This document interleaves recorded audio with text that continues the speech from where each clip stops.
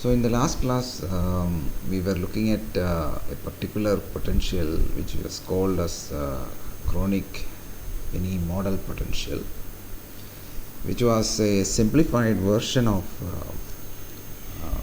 the crystal potential, wherein we take a one-dimensional case and we approximate the crystal potential, which is a periodic potential with a rectangular shape. Okay, so the potential was of this form.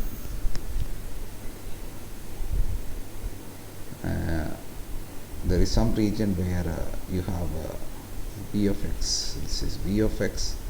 So certain regions there we have v of x equal to 0, and then there are other region where your v of x is some constant v naught, and this thing repeats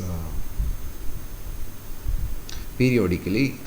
So this is a way of approximating the atomic potential we have in the crystal. Okay, so we are considering a simplest case, one-dimensional case, so that we can exactly solve this problem. And then we tried to solve this, and we found out that there are 4 unknowns: a, b, c, d, etc.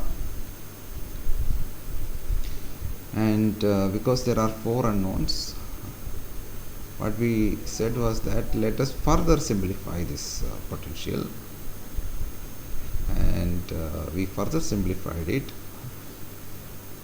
So this was a, and this was b, and this was v naught. So in order to further simplify, what we said is that let us assume that the width of this barrier, that is this, which is basically so b. Okay, so let's assume that b goes to 0, and let us consider a case where you have this thing replaced with what is called as the impulse function, okay, or delta function, okay, depending upon what background you are. People call this function as a delta function or impulse function. So this is a even more simplified version of v of x. So you can think of these delta functions as the the points where the potential is infinity for a 0 duration. Infinitesimally small duration, it is infinity. The advantage is that we will simplify the solution further, and there was only 2 constants instead of 4 constants, and then we did not actually solve this problem. What we did was basically the condition under which a solution exists. That is what we were looking at. So this was our x-axis, and y-axis is the potential. So we looked at the condition, or we derived the condition under which the chronic penny potential has a solution. Okay. So the above equation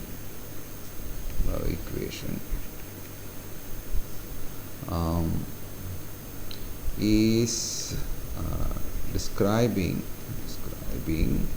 the condition under which we have solutions for the Schrodinger equation. Okay, this is not the solution of Schrodinger equation, but this is the condition under which we have solution for the Schrodinger equation. Just like we have considered a potential well problem, and the condition under which we have solution was that the propagation constant should be or propagation constant k multiplied by L should be multiples of pi. Okay, so similar condition existed. Similar condition existed for particle in a potential well, infinite potential well, particle in a and infinite potential well.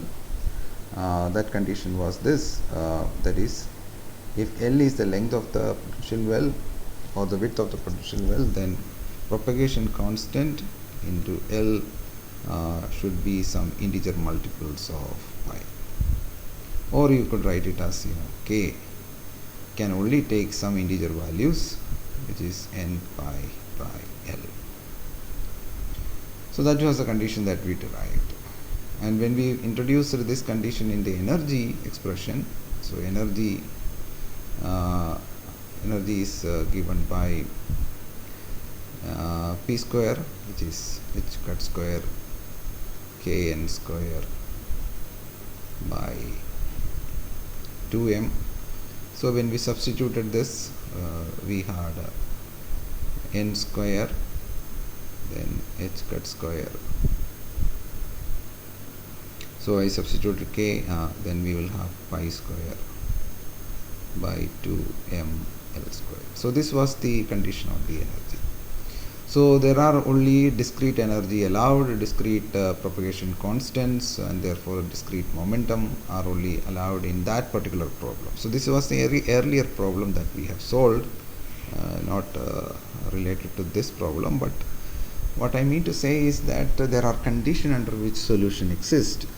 Not all values or not for all values of energy the solution can exist. Okay, certain energies are forbidden. Any energies between, say, energy corresponding to E1 and E2, so n takes only here discrete values. N is basically 1, 2, 3, etc. So you can't have a solution corresponding to n equal to 1.5 because that will not satisfy the boundary condition. So all that we did in deriving the above equation, okay, this particular equation, all that we did was basically to apply the boundary condition. Okay, and then we got two equations in A and B, and then for any non-trivial solution to exist, then we said the determinant of the system of equation should go to 0, and from that we derived this expression. Now let's try to understand what this equation is trying to say. Okay, so here V0, I said it is the strength of the impulse function. Okay, so so let me now come back to this problem. So V of x that we considered was like sigma, say L going from minus infinity to plus infinity. So that is a very ideal case, L going from minus infinity to plus infinity.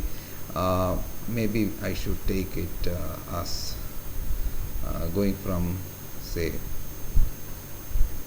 practically this L goes from, it depends upon the number of such impulses, okay, and number of impulses correspond to the number of atoms that are periodically arranged in a crystal, and the crystal in practice has some finite width.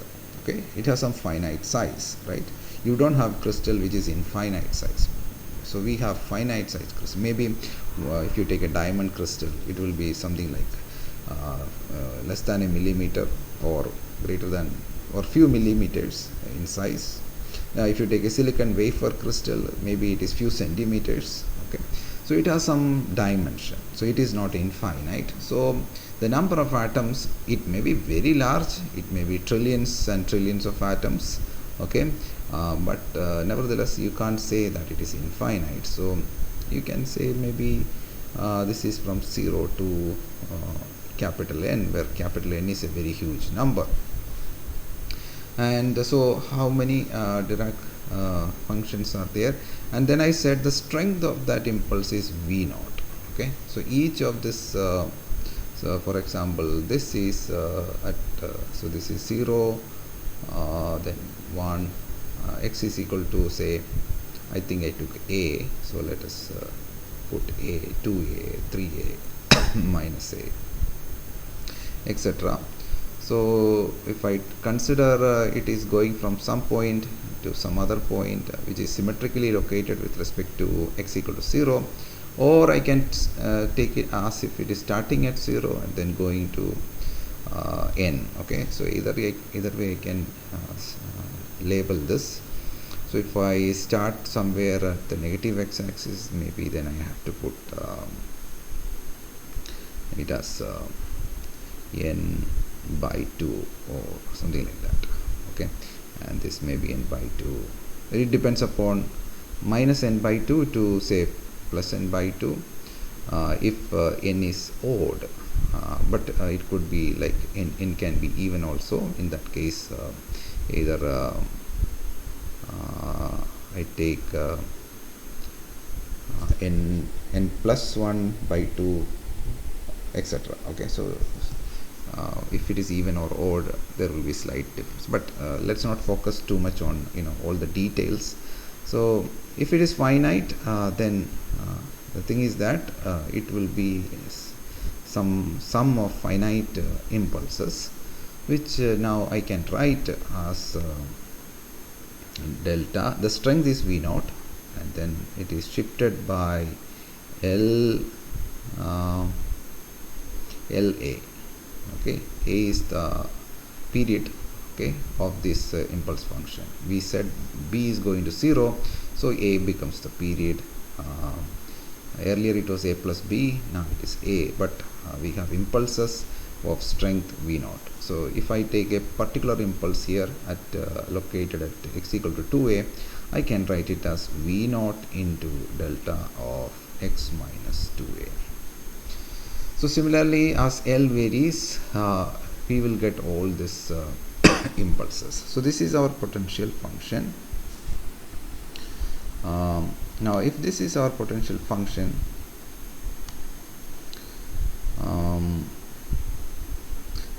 if we make V naught goes to 0, what will happen? The strength of the impulse reduces and it goes to 0.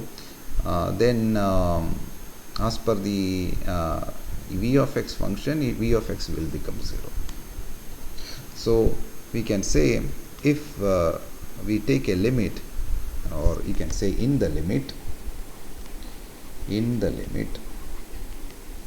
V0 goes to 0, V of x is equal to 0, which is basically a case of a free particle.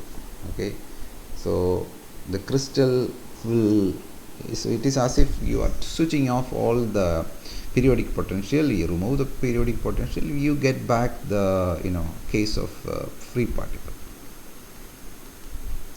which is not subjected to any periodic potential. Okay, so you can by changing V naught, you can by controlling the value of V naught, you can go from periodic potential in a crystal to a case where the particle is free. Okay, electron is free if V naught is 0. So if we take that case, then the above equation which is describing the condition under which the Schrodinger equation has the solution, if you look at, you see that the second term which contains a V naught, that will be absent because that is 0. So the only terms that will be present, so under this case is the condition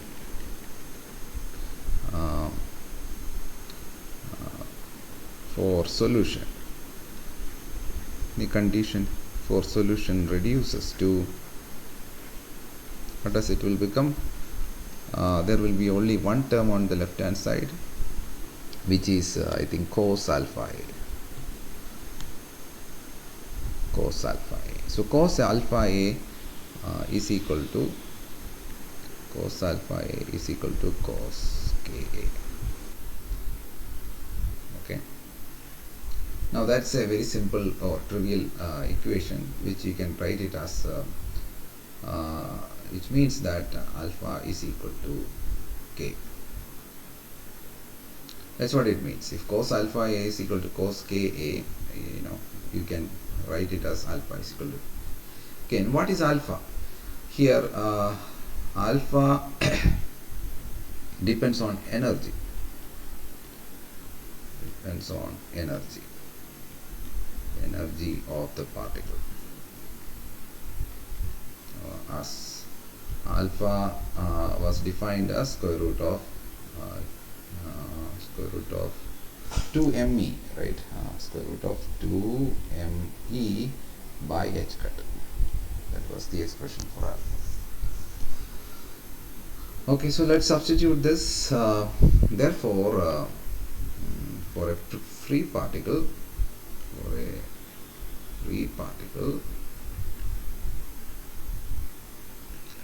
the solution exists when we can write it as square root of 2me divided by h cut is equal to k. That's the condition under which solution exists for a free particle. Okay, it's nothing to do with crystal. There is no crystalline periodic potential. We have removed it by putting V0 equal to 0. So this is a special case of the more general case. So which now I can write by squaring on both sides and then rearranging the term. I can say that the energy is basically h cut square k square by 2m. Now for a free particle, h cut square k square is basically v square by 2m, which is the momentum. So you can see that k is the wave vector, and h cross k is basically 2 pi by lambda. So if you substitute it, you will get the numerator as the square of the momentum. So in other words, we can say that for a free particle, there is a relationship between energy and the momentum.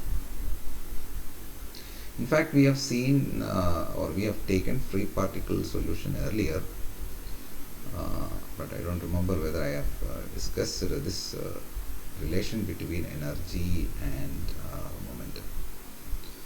So if you look at the relation between energy and momentum is basically some constant h cut square by 2m into k square. So this is a parabola.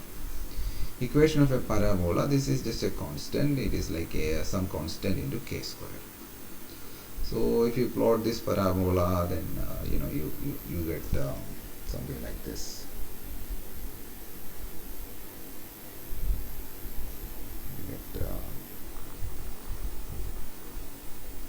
So that is the way the energy is related and momentum is related. So for a free particle, k can be anything.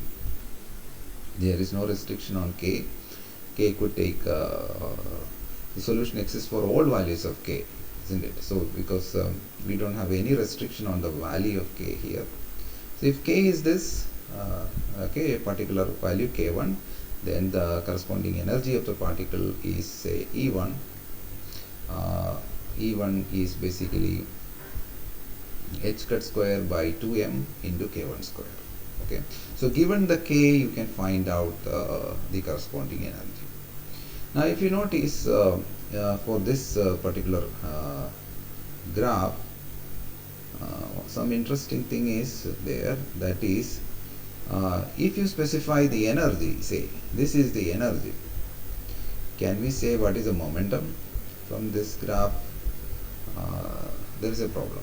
Okay, the problem is that there are two values of momentum that give rise to same energy. Okay, so this particular energy, say E, some E, say E2. E2 can be due to this particular momentum, or it could be due to this particular momentum. So we do not know, which of this momentum, say maybe this is plus k2 or it could be minus k2. Both give rise to same momentum, okay, because when you square it, minus sign will go. So we say that the energy states has degeneracy. Energy state has degeneracy. But the solution we have written earlier for in a free particle, it was basically for this particular energy or this particular state, that is K2 E2 state, the wave function was of without normalization. If I write, it is e raised to j say K2x. So that was the wave function for a right moving wave. So everything to the right of k equal to 0 is basically corresponding to a right moving particle, and they are having a state like this. Now a particle having energy E2 can also propagate to other direction. So in that case, it will be e raised to minus j k2x. Okay, so these are the two states for which energy is the same. So one has a wave vector k2 is plus, and the other k2 is negative. So one is right moving. So you can think about a particle moving with a velocity to the right, and the same velocity if the particle moved to the left. Both has the same kinetic energy. Only thing is that the direction of motion is different. So it has two different momentum states, but same energy state. Okay, so energy is the same. So you can say that a particle having a energy E could either be written as a linear combination of these two, or you could write them in terms of sine and cos also. Okay, because sine and cos are basically linear combination of right exponential and left exponential. So a linear combination of this, if you take, then also you will get it as a solution to the Schrodinger equations, because time independent Schrodinger equation solutions are basically so what is the time independent Schrodinger equation in this case? It is basically minus h cut square by 2m, then d square phi by dx square is equal to ex is equal to e phi of x. So this is the Schrodinger equation. Now I can simplify this for free particle. This is free particle. Then I can write it as plus 2 plus k square phi equal to 0, where k is basically square root of 2me or 2me by h squared. So this way is the Schrodinger time independent Schrodinger equation look like. And the solution to this, I said that you can either write it as some constant into right exponential plus another constant into left exponential, or I could write it as some constant into cos cos kx plus another constant into sin kx. The reason why we can write it is because there is degeneracy. I already introduced to you there is a term called degeneracy, which says that there are multiple states having same eigenvalue. So here the eigenvalue, the energy eigenvalue is same for e raised to j k2x and e raised to minus j k2x. Okay, and that energy is basically h cut square by 2m into k2 square. So there is degeneracy. Another thing I want to okay, so this is about free particle. So free particle, if a particular momentum is there, then the energy is fixed. Okay, you can't have any other energy for a given momentum for a free particle. So that is the main conclusion about free particle. So for a free particle, so conclusions are for a free particle. By free particle, number one, all values of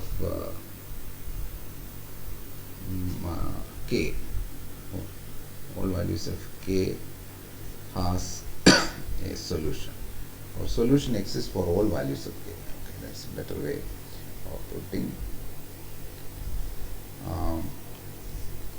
The solution exists for all values of k. Okay, solution is basically a parabolic solution. So solution exists for all values of k. Number two, for a given k value, the energy is fixed. Okay, so for a given k value, the energy is fixed. The energy is energy depend on k. So E of k is basically h cut square by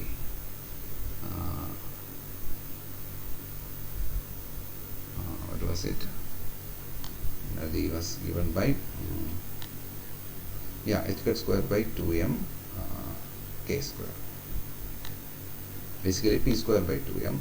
So in terms of k, h cut square by 2m into k square. You can't have any other energy. For a particular k value, the energy value is fixed. So they have a one-to-one, not really one-to-one, but there is a degeneracy. That is the third point. But for a given E value, there exist two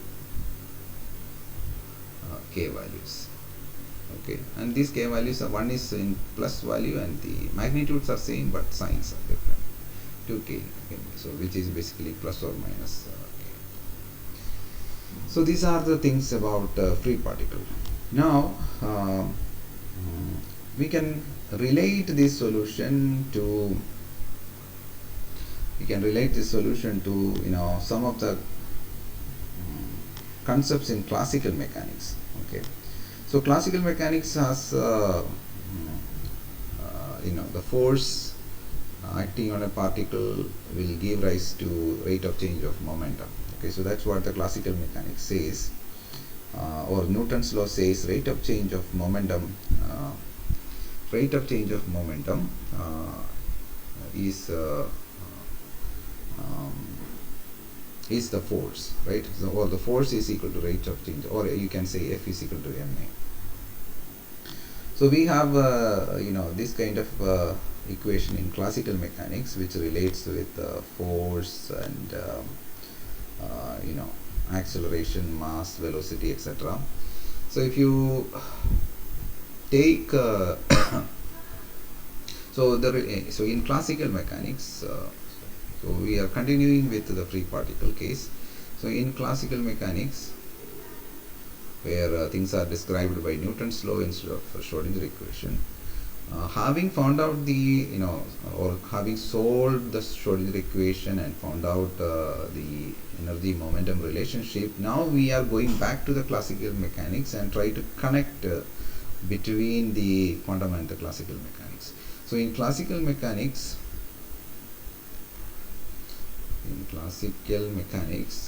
we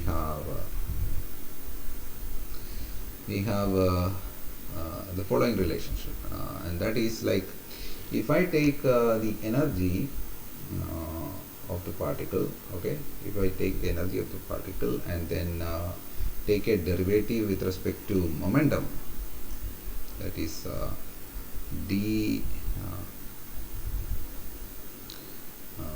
this is a classical equation. Okay, so this you might not have studied it, but if I take the energy and then take a derivative with respect to momentum, then what will you get? So for example, if it is only having kinetic energy, so this will be dy dp of the energy is given by what? P square by 2m. Energy is given by P square by 2m. So this if you do, then you'll get basically 2p divided by 2m, and these two will cancel, and this is what is called as the velocity. Okay, so in classical mechanics we have the derivative of energy with respect to momentum is defined as the velocity. So that is velocity is velocity of a particle is defined as v is equal to dE by dP. Okay, this is a standard relationship. You may not have studied this relationship, I think, because usually this comes in advanced classical mechanics. What you study in +1 level is a preliminary classical mechanics like Newton's law, but there is an advanced formalism of classical mechanics. There are two kinds of formulation other than the Newton's formalism, and one of them is called Hamilton's formalism, from which all the Hamiltonian and all of this comes. Energy is called Hamiltonian there, and then the other is called the Lagrangian formalism. So this is one of the Hamilton's equation. Usually it is written as V is equal to dH by dP, where H is the Hamiltonian, which is the total energy. But here I am saying that energy is E, and therefore I am so this is basically one of the Hamilton's equation. Okay, it's very easy to see here for the free particle, because you see if you take a you know that velocity is P by m. Okay, that is momentum divided by mass is what you already know that is velocity, but you can bring in P by m from P square by 2m by taking a derivative with respect to P. So that way you can even though you have not studied the advanced version of classical mechanics, but still that makes sense. Okay, so if that is the case, then how can we define velocity of a particle for a free particle?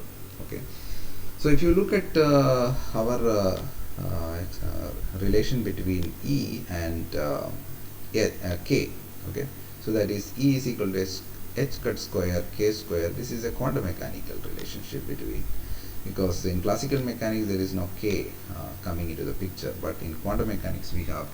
So if we take k and we take a derivative with respect to k, so similarly taking the derivative, or similarly taking the derivative of E of k with respect to k, so what will we get? So that is equal to d by dk of it is basically h cut square k square by 2m. So what we are going to get is basically h cut square by 2m into 2k. So this is basically h cut square k by m. Now therefore 1 by h cut, so this is the analogous version. So we can write this as h cut into p by m, and then we can say that this is our velocity. So this is h cut into velocity of the particle. So therefore we can define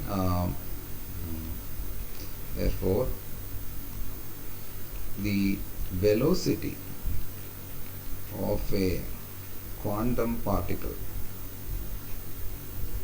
And velocity is something that is very important in the evaluation of current, which is what we will do later for finding out the current through the semiconductor device.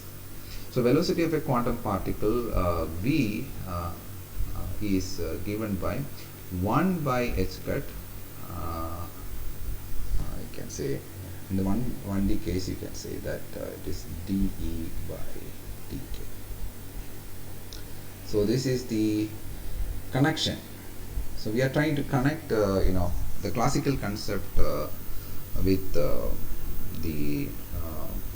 quantum relation or quantum derived the results that we derived using quantum mechanics. We are taking and then we are trying to connect it with the classical picture. Okay, so we defined similar to what is called as the Hamilton's equation. We used it to bring a connection between the two by taking the quantum result for a free particle. Okay, if this is velocity, then what is acceleration? So acceleration, so how can we talk about acceleration? So what we need to do is basically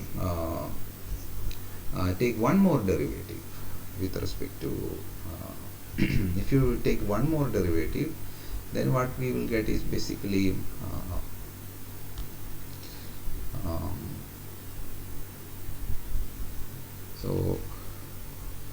so if you take the derivative of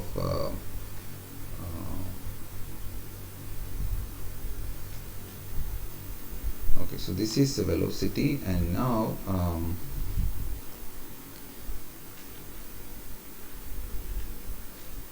me just okay, so if you take one more derivative, that is like d square by dk square of E. Okay, so if I take this, so then that is equal to d square by dk square of h cut square k square by 2m, which is basically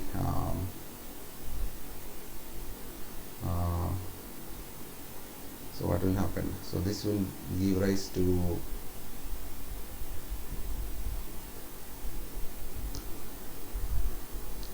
so let me just take out the h cut square, and then by 2m.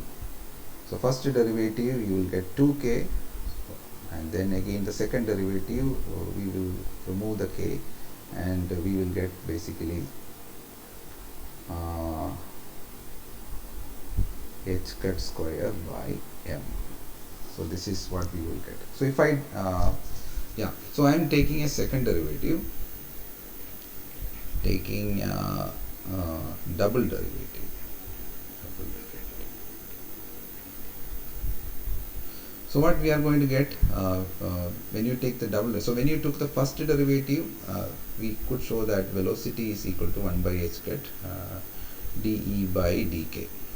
Now I am taking the double derivative, and from this what we can show is that 1 by m is, or you can say the mass of the particle is basically 1 by h cut square. Okay, if m is the mass of the particle, inverse of the mass is basically related to the double derivative of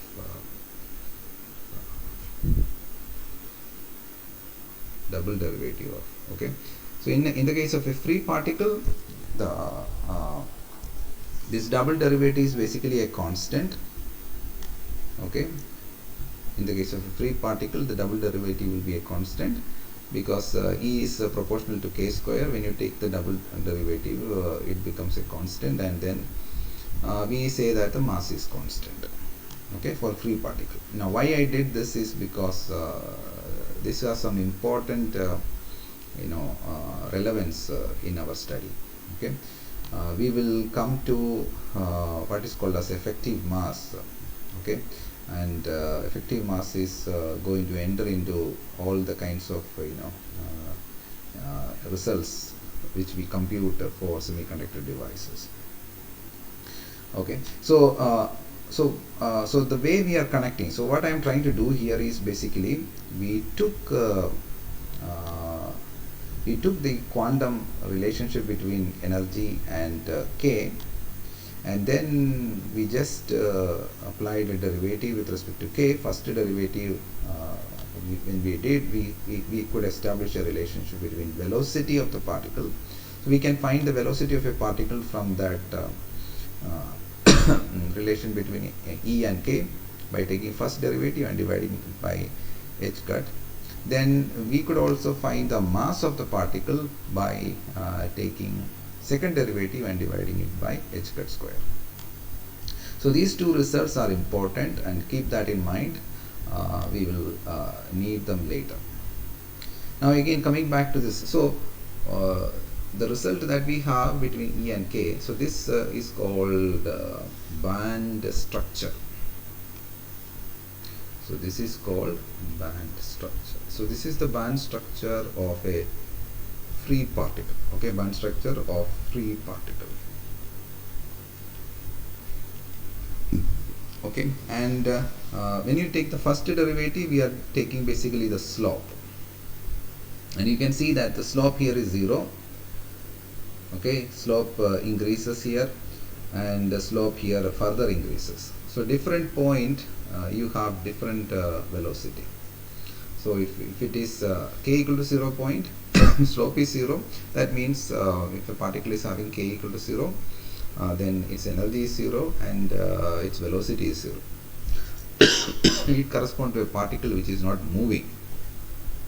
But whereas if you consider another particle here, then the slope is finite and positive, which means that the particle is moving toward the positive direction with a particular velocity. If you are considering another state here, then it has a larger slope. As you move to the right from origin, then you have the slope increasing at different point.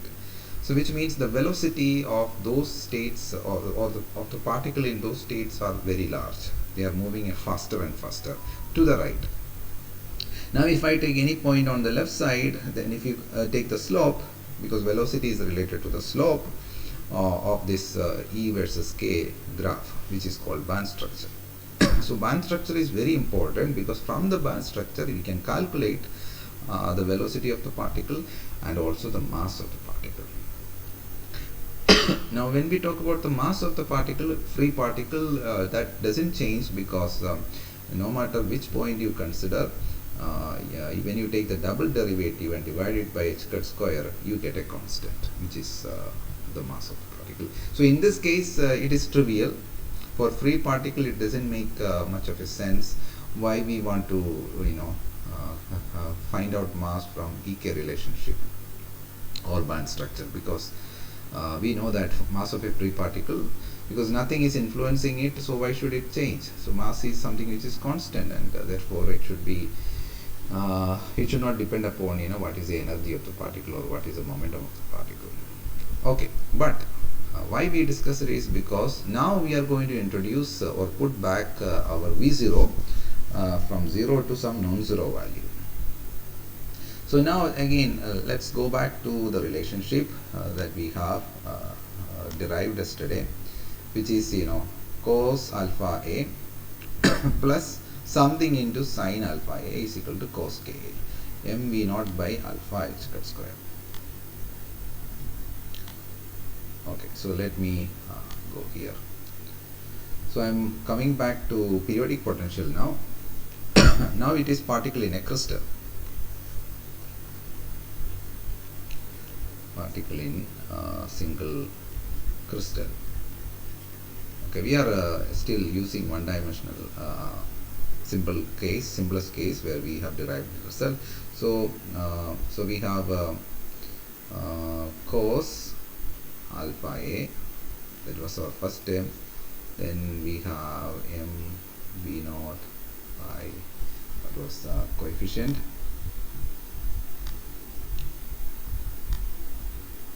mV0 by alpha h cut square. Okay. some finite quantity now. Okay, this is not 0. Alpha h cut square into sine alpha a, same argument, is equal to cos k. You see that this particular equation, this type of equations are called transcendental equation. Probably you might have heard about transcendental equation. And if you want to solve the transcendental equation, then either you have to adopt a numerical method, or you have to adopt graphical method. So what we will do is a graphical method. So you can think about the left hand side as one function and the right hand side as another function. Okay, so the left hand side maybe we can call LHS here. Let LHS is called as f of, it's a function of alpha a, and RHS is basically let's take it as cos k itself. Okay, so now the question is like under what condition we will have solutions for this. So that's what this equation is telling. So we need to plot this right or left hand side. Let's plot f of so let's plot f of alpha a. So it's a function of alpha a. I'm going to plot it with respect to alpha a. So you see that these are two simple functions. For example, if I take alpha a equal to 0, what is the value of f of alpha a? Alpha a is equal to 0, so cos alpha a is going to be 1. Cos alpha a is, if you say this is 1, and let's say this is minus 1. So cos alpha a is going to be equal to 1 when alpha a equal to 0, and then plus, so 1 plus we have some quantity here into sine alpha a. Okay, so what it will so what is the value of sine alpha a? Now when alpha goes to 0, but you have to be careful, don't say that sine alpha a, of course it is 0, but you see that there is alpha in the denominator here. Okay, so it is not just sine alpha a, it is sine alpha a by alpha. So we need to be careful not to say that that the second term is 0 for alpha a equal to 0. That's not correct, because of the alpha in the denominator. You know that for very small values of alpha a, sine alpha a can be written as alpha a, right? So you can write it as alpha a, and then all the rest of the term mv naught by alpha h cut square if you take, so this alpha will cancel, so you will get basically mv naught a by h cut square, some quantity, some non-zero quantity, positive quantity. Okay, all of these are positive, these constants are positive here. So where m is the mass of the electron, if the particle is treated as electron, then m is the mass of the electron, mv naught a by h cut square. So 1 plus whatever is this quantity, okay, so some delta, okay, 1 plus delta. So let's say that that delta is something like this. So this is our delta. So 1 plus that delta, so that is basically giving rise to the LHS when alpha a is equal to 0. So let me put that point. So this is corresponding to 1 point. Now as alpha a increases, you see that the cosine function reduces and it goes to 0, and the sine function also periodically changes. So it is basically adding basically one cosine function with basically a sine function. Okay, but the sine function amplitude reduces as alpha a increases. So the second function, the first function is basically just a pure cost function. So alpha A increases, it just keeps on oscillating. But the second function is not just oscillating, but also its amplitude is decreasing. So together, if I plot this in a so let me just plot it. So it will be an oscillating function at the same time.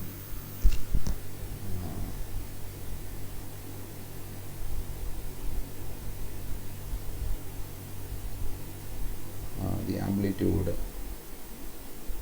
reduces. Okay, so I'm just going to roughly draw this.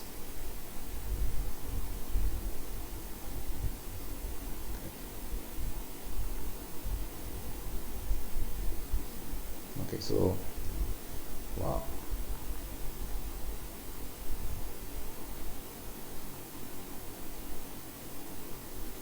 Okay, something like this. So this is a function I am plotting the f of f of alpha A, which is the LHS. Now looking at the RHS. RHS is basically cos Ka. The maximum value the RHS can take is the maximum value of cos Ka function. That is basically given as 1. That is the maximum value the RHS can take. The minimum value RHS can take is -1. So that is this.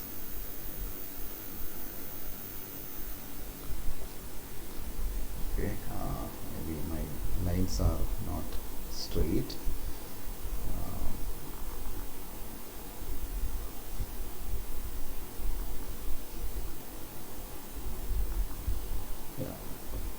Little bit okay, somewhat like this. Again, doesn't look correct, but let me just slightly modify this.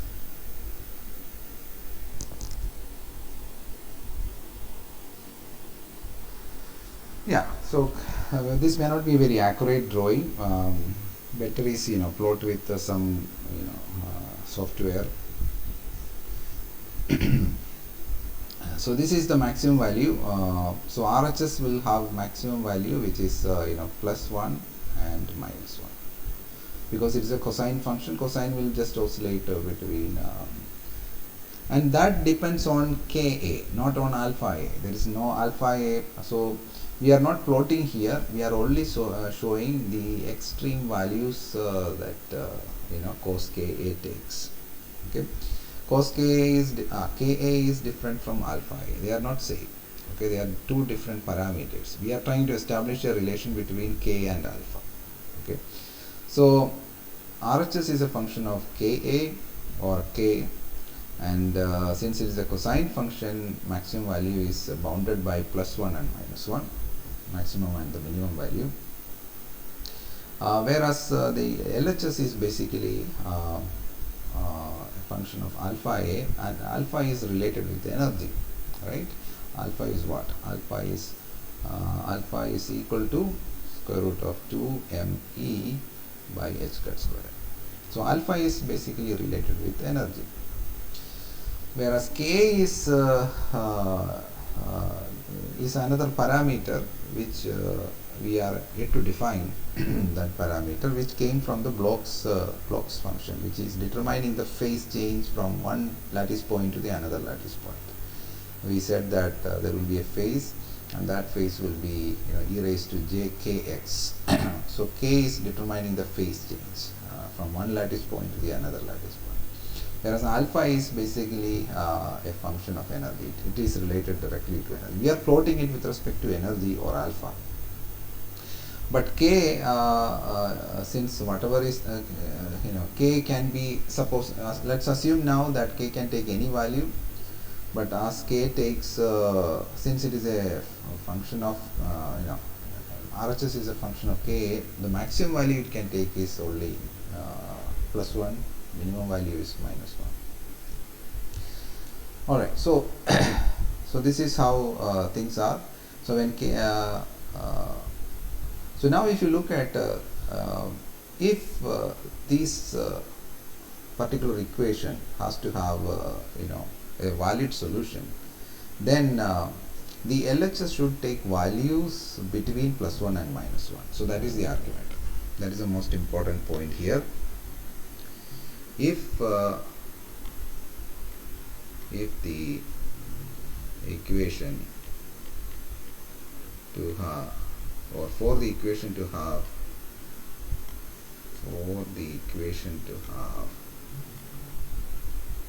valid solution, the f of alpha a should take values. Okay, f of alpha a should take values between -1 and +1. So that is satisfied. If you look at this solution, these regions here, which I am now highlighting, or let me just use this, maybe a different color. Okay. So this region, I don't know whether you can see it.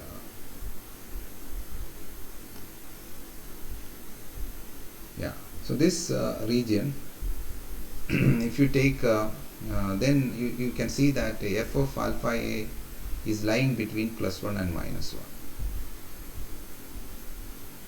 Okay, it is lying between +1 and -1.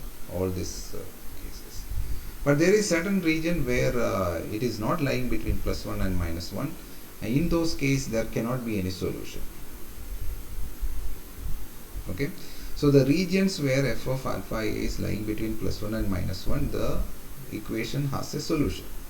That is the only case where equation has a solution. And so this alpha a, since it is related with energy, the energy corresponding to alpha. So now I can, since alpha is basically related with energy with a square root, so if I redraw this graph with respect to energy, then it will become more clear. The same graph, now I can, instead of plotting with respect to alpha a, if I plot it with respect to energy, the difference is that again I will have oscillations like before, but there will be a difference that the oscillation will have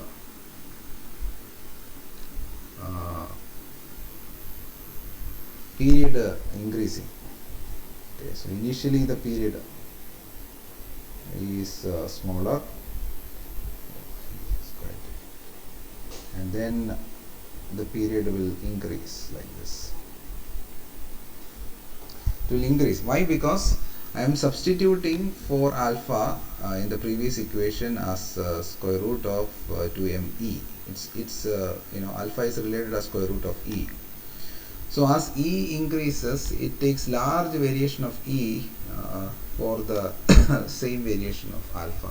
Okay, so here now it is e. So the RHS is still the same. It is having values between like this. So now our solutions will lie here. Now this is